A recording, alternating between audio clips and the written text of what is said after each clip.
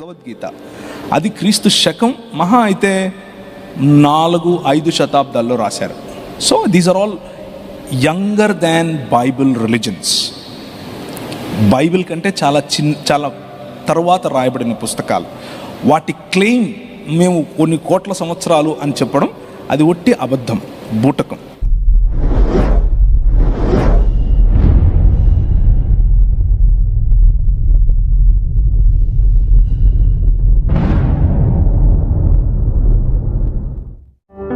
Pastor గారు మనం ఫాస్ట్గా వెళ్దామండి.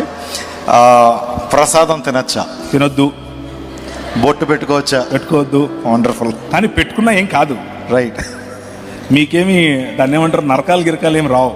కానీ మీరు ఇప్పుడు ప్రత్యేకంగా వెళ్ళి బొట్టు పెట్టుకోవడం మొదలు పెట్టకండి. ఆల్రెడీ బొట్టు పెట్టుకునే వాళ్ళు ఉంటే వాళ్ళని చూసి నువ్వు నరకం పోతారని చెప్పకండి. అందరినీ యాక్సెప్ట్ చేయండి, మనుషులుగా ఉందాం. బొట్టు పెట్టుకోవద్దని చెప్పారు కదా, వివాహ సమయంలో ఎందుకు బొట్టు ప్రేమిస్తున్నారు? వివాహ సమయంలో ఎందుకు బొట్టు ప్రేమిస్తున్నారు, ఎందుకు పెట్టుకుంటున్నారు? ఓకే, బొట్టు వెనుకలు ఉన్న సిద్ధాంతం, హైందవ సిద్ధాంతంలో బొట్టు వెనుక చాలా కథ ఉంది. దానంతటికి వెళ్లకుండా సింపుల్గా అలంకరణ వరకు అయితే, అలంకరణ వరకు ఏ అలంకారమైనా సరే బైబిల్ గ్రంథం దాన్ని తప్పని చెప్పదు. స్త్రీలు అలంకరించుకోవటంలో తప్పేమీ లేదు.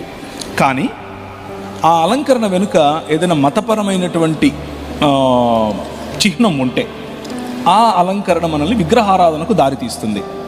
కాబట్టి మతపరమైనటువంటి చిహ్నమే ఈ కుంకుమతో పెట్టేటటువంటి బొట్టు. కాబట్టి దానికి దూరంగా క్రైస్తవ సమాజం ఉండడం మంచిది.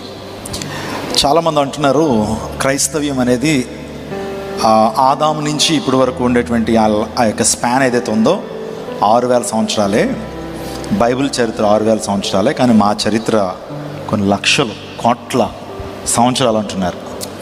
So how would you justify that? లక్షల కోట్ల సంవత్సరాలు ఉన్నట్లు దాందే ముందు ఎవరైనా ఎన్నైనా నంబర్ లేసి చెప్పచ్చు. ఆధారం ఉదయం మనం చూసుకున్నాం ఫస్ట్ క్లాస్లో, రీజన్ ఉండాలి, ఆధారం ఉండాలి. ఆధారం లేదు.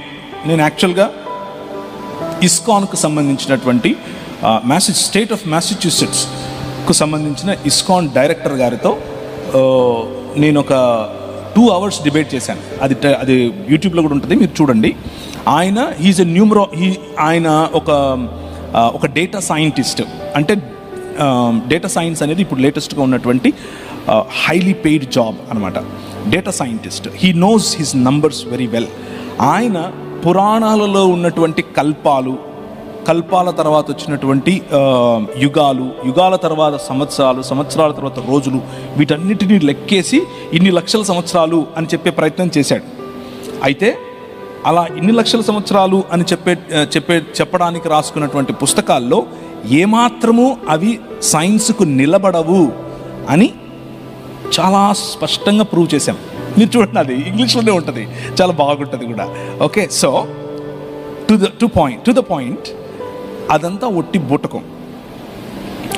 బూటకం. క్రీస్తు పూర్వం మహా అయితే 6-7 శతాబ్దాల క్రితమే వేదాలు మౌఖికంగా చెప్పబడ్డాయి. ఇంతవరకు సంస్కృత భాషకు లిపి లేదు, ఈ రోజుకు కూడా లేదు. కాబట్టి సంస్కృత భాషలో ఉన్నటువంటి వేదాలకు లిపే లేనప్పుడు పుస్తకాలు ఎక్కడి నుంచి వస్తాయి? మొదటిది. రెండవది, కొన్ని వేల సంవత్సరాల క్రితం మేము రాసుకున్నటువంటి పుస్తకాలు అని చెప్పే రామాయణ మహాభారతాలు గ్రీకులు భారతదేశం రావడం గురించి రాశారు. అంటే అలెగ్జాండర్ గ్రీక్ ఎప్పుడొచ్చాడు భారతదేశానికి? క్రీస్తు పూర్వం మహా అయితే ఎప్పుడు గుర్తులేదా? చూడండి ఒకసారి మళ్ళీ సోషల్ స్టడీస్ 7వ తరగతి 8వ తరగతి అప్పుడే రాయబడ్డాయి అవి.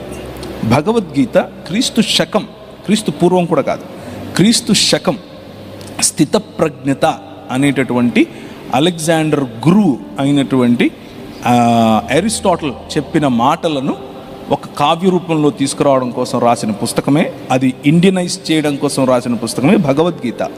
అది క్రీస్తు శకం మహా అయితే 4-5 శతాబ్దాల్లో రాశారు.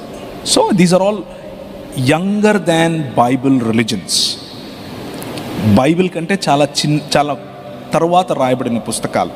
వాటి క్లెయిమ్ మేము కొన్ని కోట్ల సంవత్సరాలు అని చెప్పడం అది ఒట్టి అబద్ధం, బూటకం. అలాగని చెప్పి బైబిల్లో ఉన్నటువంటి డేటా, ఉదాహరణకు ఆదాము 6000 సంవత్సరాలు మాత్రమే, అది ఎక్కడా బైబిల్ చెప్పదు. హ్యోమ్ అన్నటువంటి పదము డే, ఒక దినానికి వాడారు. That is not 24 hours only. అలా కాదు. ఆదాము నుండి వచ్చిన వారికి వీళ్ళు పుట్టారు అని అంటే మధ్యలో ఒకరికి ఒకరు పుట్టినది మాత్రమే రాస్తున్నారు అన్న అజంప్షన్ తప్పు. ఫర్ ఎగ్జాంపుల్, యేసుక్రీస్తును దావీదు కుమారుడు అని అంటాం. దావీదుకు పుట్టాడు అని కాదు అర్థం, దావీదు వంశము అని. వారిద్దరి మధ్యలో ఎన్ని వేల సంవత్సరాలు ఉన్నాయి? అట్లే. సో 6000 సంవత్సరాలు అని చెప్పే సిద్ధాంతం బైబిల్ గ్రంథానికి బయట నుంచి వచ్చిన సిద్ధాంతం. బైబిల్ ఎక్కడా కూడా నేను 6000 సంవత్సరాల క్రితమే మనిషి పుట్టాడు అని చెప్పదు.